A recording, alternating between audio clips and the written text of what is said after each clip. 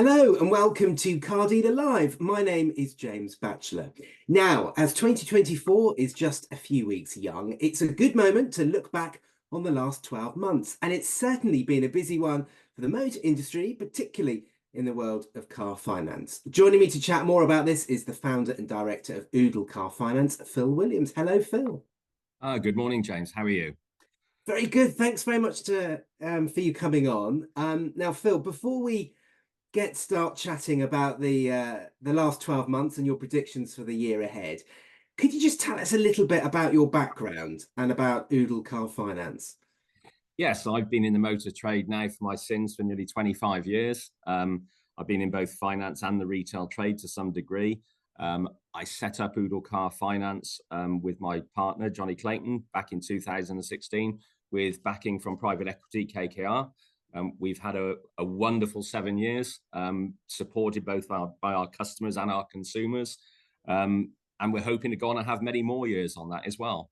I think to say it's been challenging, as any new business is when you set it up. But we've been very well supported by loyal customers and dealers as well throughout that time. So just want to thank everybody for that.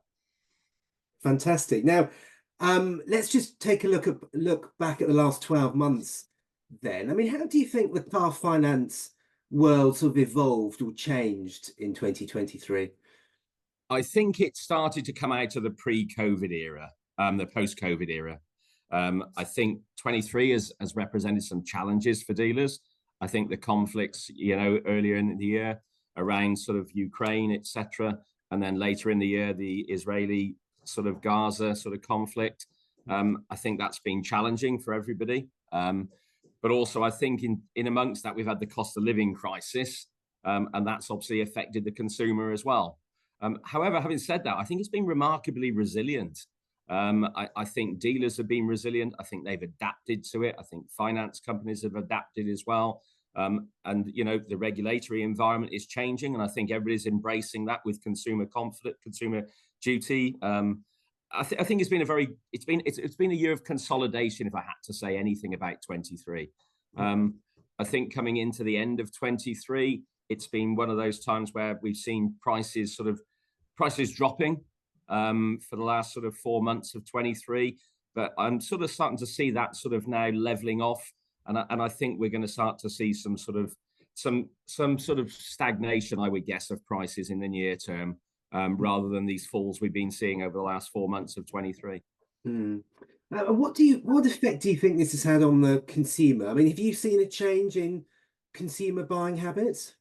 I think consumers are now more focused on what they're buying than they were before. I think they're looking far more closely at car prices.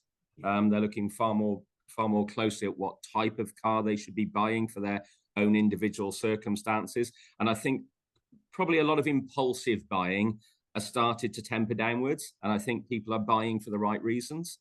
They're also looking more at their budgets, which everybody has to do in this sort of cost of living crisis. And I think people are more focused around making sure that they can afford the car for the longer term of the finance deal. Yeah. And do you view this as sort of evolving over the next few months? As we step more into 2024, do you see the situation changing? I think there's a lot going on in the macro environment at the moment. I think we're starting to see an economy that is sort of flatlining.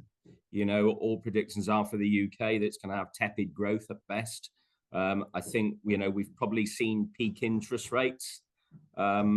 So I think 24 is going to be interesting. I think the government now are starting to realise that they have to stimulate growth.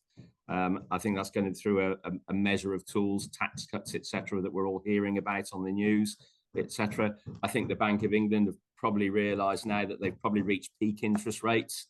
And, I think the majority of economists out there think that those are going to start to sort of come down towards the middle of the year. Some even sooner. I'm not sort of... We'd all like that to happen sooner rather than later, but I'm sort of saying middle of the year. I think we'll start to see that ease. So I think that will ease on the consumer, and I think that will bring back consumer confidence again.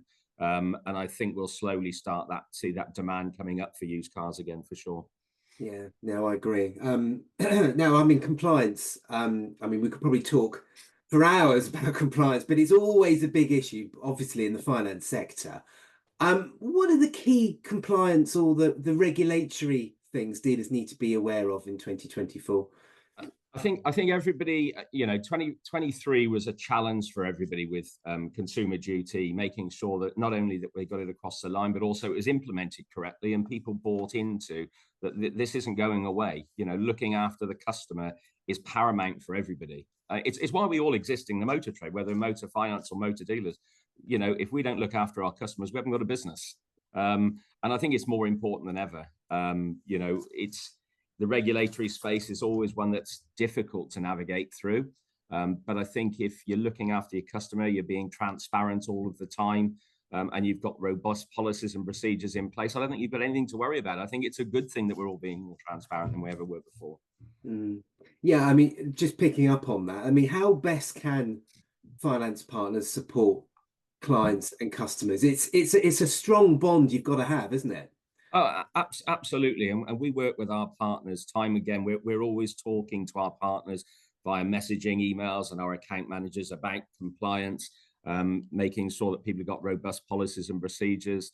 They've got complaint procedures in place because there's always going to be bumps in the road where things don't go to plan for consumers. And I think it's important then that's when we really have to step up as organizations and look after those customers, because if we look after them, they will come back to us again and they'll come back to the dealers again as well. Yeah, yeah. So let's talk a little bit more about Oodle then. Uh, so how are you best supporting your dealer partners at the moment, helping them navigate this market that we're in at the moment? I think really it's messaging around, as we said, the regulatory framework that we're all facing into, but also making sure that we are trying to offer the right rates to the customers. We're trying to help them sell their cars. We're talking about stocking, etc. You know, maintaining their advertising, because I think it's important that you don't drop off on that. Making sure you're laser focused on the type of cars that you're buying these days as well, and keeping your costs under control as well. I do think there's going to be a very good opportunity for dealers in 2024 to take advantage of, as we see interest rates falling, more money going into the consumer's pockets as well. And some of these demands that they've had on in 23 slowly starting to dissipate.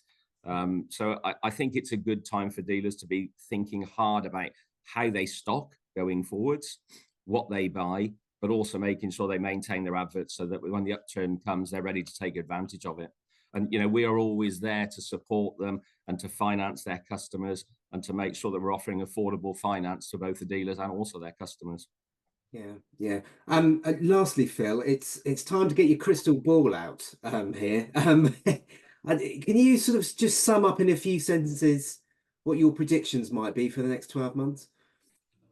I think a few things. I think we're starting to see robust demand in January for sure. Virtually, all of our introducers are saying they're seeing a real uptick in January.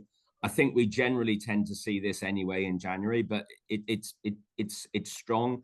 Forecourt prices seem to be stabilizing, and there's good levels of transactions out there. So it's really, really good start to 24, I think, for most people. I think consumer confidence is going to increase as interest rates fall. And I think as the government starts to look at ways to grow the economy and pump more money into customers' products, targeted tax cuts, etc., I think that's a good thing. Interesting, the EV space. I think now the manufacturers have got to sell, sort of plus 20% of their cars of EVs. I think there's going to be some good deals there on new cars for EVs, but also I think this might be the year where we suddenly see used car EVs coming to become more affordable to the general public. So perhaps there's an opportunity there as well. I think the Chinese manufacturers as well coming into that space, it's providing a lot of competition for the other manufacturers as well, which I think is only a good thing in that space. Going forward, how do I see sort of things? I think we're seeing AI, for instance, artificial intelligence, rearing its head, and I think that there's a play there perhaps for retailers and finance companies to look at how AI can actually help their business become more competitive, etc., and sort of take advantage of that as well. I think the online space is very, very interesting. You know, virtually all of the dealers now are on that online space, you know, and they're competing. Kazoo and Cinch, you know, they're having challenges. It's going to be interesting to see how that evolves over the next 12 months. But I only see the online space growing. But I think it's going to grow for everybody, not just one or two major competitors in there. I think it's implicit as ever, though, with dealers that, you know, we work closely together as partners and we take advantage of the headwinds and the tailwinds out there. Things like headwinds, I see things like headwinds as, you know, the sort of elections that we've got coming up in the US and also in the UK. You know, they're potential headwinds for everybody later on this year. But the tailwinds of AI and EVs, but perhaps those are the things that start to take us forward. But I think it's really important as ever now with everything that we're hearing around the regulatory space that everybody is ensuring that, you know, as we've always done, that car finance deals are affordable. You know, dealers are putting the customers into the right cars. We're transparent, and also we make sure that when customer gets these bumps in the roads, we're looking after them. Consumers are at the heart of everything that we all do, and I can't say that clearly enough. But I can only see a good year ahead as long as people are focused and they stay doing what they've always done, which is sell the right cars to the right customers at the right prices, and then take advantage of the new technologies that are coming into the industry. Good words of advice there, Phil. I think I agree with you on most of that, actually. I think it's definitely going to be a very interesting year ahead. And thanks very much for joining us today and discussing your predictions. Thank you. Thank you. Well, that's it for today's Car Dealer Live. Join us again very soon. Bye-bye.